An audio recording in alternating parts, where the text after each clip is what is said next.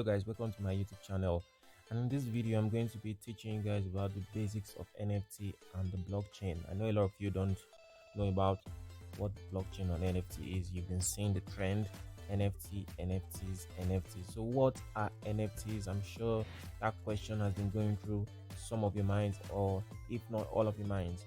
So in this video I'm going to seek to try and break it down in the simplest terms possible for you to understand. So these are a list of topics we're going to be going through: the introduction, the blockchain, what are NFTs, steps to mint NFTs, where to buy NFTs, and where to get free NFTs. Now, this video is going to be solely theoretical, but in preceding videos, I'm going to go into a more in-depth explanation, a more practical approach on how to go about getting your first NFTs. So without further ado, let's get into it. Now, the world is changing and everything is happening so fast. So first of all, we had cryptocurrencies. A lot of people didn't get on the trend early, but now the earlier adopters of cryptocurrencies are glad to have gotten on the trend early enough, and they are enjoying the benefits of being early to crypto space.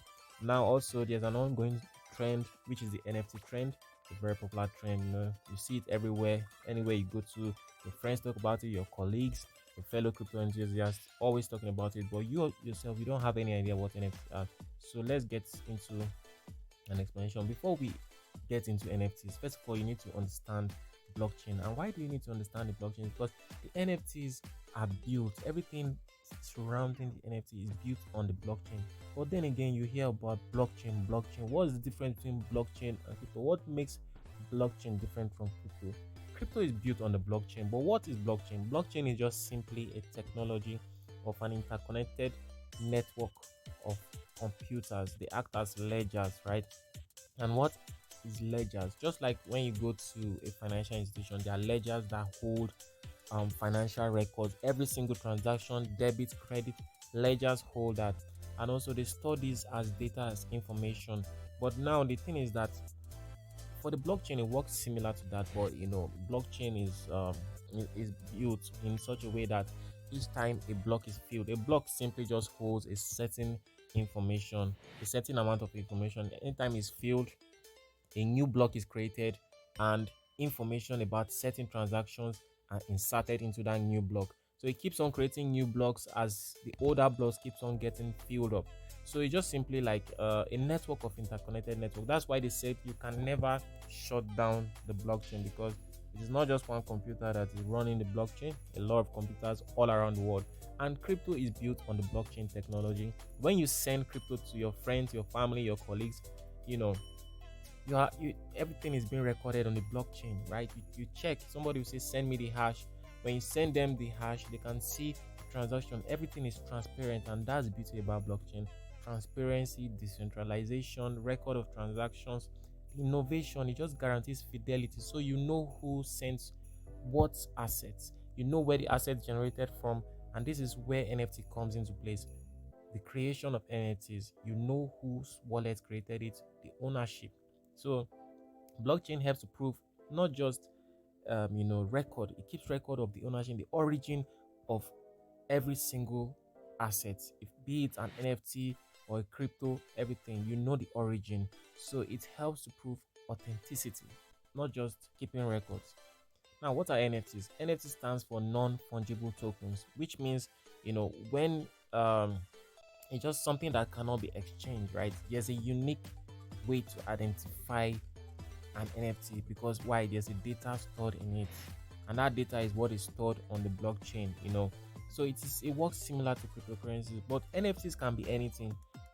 NFTs, they are like any digital asset. So you can take, like, maybe a picture of someone, you can draw a painting. Even Jack Dorsey, the owner of Twitter, sold his first tweet as an NFT. So anything can be an NFT, as long as you can mint it and put it on the blockchain and sell it as an NFT, depending on how valuable it is perceived to be. It's called the perceived value. So or it can be an actual value of something. The Mona Lisa painting in France can be sold as an NFT, although I'm not sure anyone is going to be selling that. It doesn't really belong to any individual. Now, how do these NFT work? Like I said, they are a unique identity, and they prove ownership also. So if you have an NFT, it can be verified by the blockchain ledger. Now, NFTs were first launched on the Ethereum blockchain.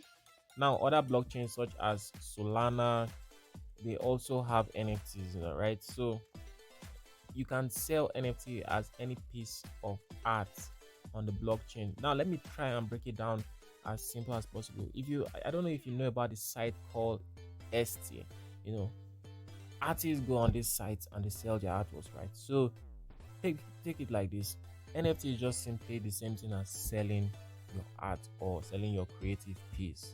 But this time around, you are selling it on the blockchain, and one of the most popular sites that they sell, which we'll get into later, is called OpenSea. So basically, what you're doing is that if you're an artist, take for example, you're an artist and you want to sell your art as an NFT, what you need to do is just to go to the blockchain or a website that enables you to mint. So minting is just like, converting your artwork into an NFT. You mint it on that site and you upload it, you sell it. Any person that goes to that site can buy it, and they buy in cryptocurrency. So when they are paying you, they pay in cryptocurrency. Now, like I said before, the full meaning of an NFT is called non-fungible token. Now, what makes it different from a fungible token? A fungible token, you know, it can be exchanged for another. Take for example, money is a fungible token.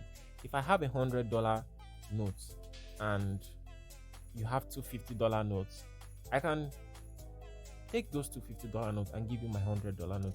But the thing about the Mona Lisa, it is non-fungible. It cannot be interchanged. Non-fungible means it cannot be exchanged for another thing or replaced with another thing, because the value is, it doesn't work like a fungible token. It doesn't work like fungible. Fungible can be broken down into several parts. Cryptocurrency is fungible because it can be broken down into units, but you can't break down a non-fungible token. You can't break down art. I can't draw a piece of art, cut it into four pieces, and say, okay, I will sell each pieces for roughly the same prices, and it's no, you can't. I can't do that. You buying the whole thing. It's unique. It's unique.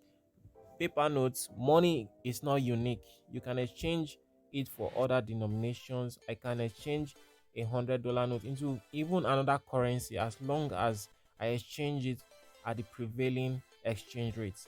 So I hope you understand. Non-fungible can't be exchanged, can't be broken down. Fungible can be exchanged, can be replaced, can be broken down. Now, this is a pictorial example of how NFT is being created. So you have the artist, he creates the product, the artist retains the copyright to his product, obviously. Now what he does is that the artist opens a crypto wallet, he buys cryptocurrency, he pays the marketplace fees. Obviously, if you are trying to mint your NFTs, you have to pay a certain amount of fees. So now the object is minted, it is assigned a unique digital token, right? A unique digital token is just simply like a unique identifier that identifies you as the true ownership. Now, the historical ownership data has been attached by the unique token that has been, you know, inserted into his minted NFT. Now he lists the NFT for sale on the marketplace. A buyer purchases the NFT with cryptocurrency. Buyer owns the NFTs, the digital art. So it goes around like that. So more people keep on buying it. And take note, every single transaction from the time that this NFT was minted till the time the buyer buys it, the records it has been recorded on the blockchain. Every single transaction is being recorded. So this is basically the process. Now, steps to mint NFTs is quite simple. You connect your wallet to get started. First, you need to create a wallet, and then connect the wallet to an NFT marketplace such as OpenSea. Now you can create your first item. If you're an artist, you want to mint your first art, you create your first item, you mint it. You make sure that your wallet is funded while you're minting. Then you list your NFT for sale. You manage your NFT business. So that's just it. Now, where to buy NFT? These are one of the two most popular sites to buy NFTs. The OpenSea.io website, it's based on the Ethereum blockchain, while Magic Eden is based on the Solana blockchain. So that's all about how NFTs work. I hope you understand a little bit better. I'm going to create more videos over time, explaining more in depth as to how NFT works. So thank you. Leave a like, leave a comment, and see you in the next video.